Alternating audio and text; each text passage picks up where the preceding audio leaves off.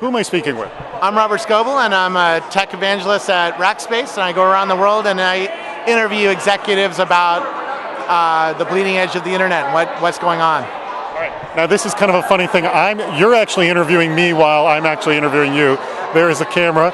There is. Well, and we're on Chris Perillo's live video streaming channel here at Nomedex. So. Yeah. So there it is streaming right there. And so I'm interviewing you. But you know what? You're probably the best example of someone who sort of made his name through blogging and social media. So one of the trends is obviously using social media to improve getting jobs out there. So what advice would you give to people who are trying to improve their chances of getting a job in tech through using social media?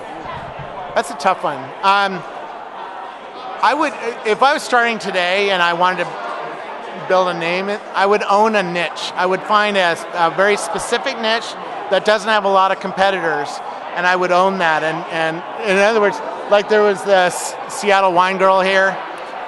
Instead of trying to compete with her, I would get off the camera. Yeah, be quiet.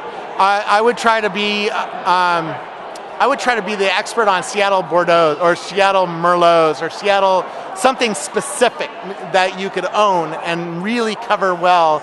And once you own that space and become known as the Seattle Merlot person, no, get out of here. Then I would, once you become the Seattle Merlot person, then I would build off of that and build a network of things that I would be able to be passionate and authoritative and credible about. Well, that's. I mean, I'm a big fan of becoming, owning a niche, but to go that specific, I'm always like, well, if you want to be, don't be just a security guy, be like the Linux security guy. You know what I'm saying? So, but that's actually really good advice. Can you point to any examples of people who have owned niches that you're really impressed by? Nick at All Facebook started out just owning Facebook, right? He didn't try to compete with TechCrunch because TechCrunch covers everything, or I cover everything.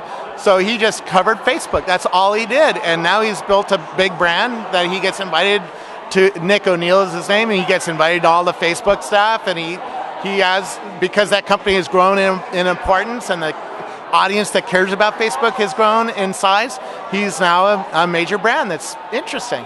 And now he's branching off of Facebook and doing other kinds of all brands off of that.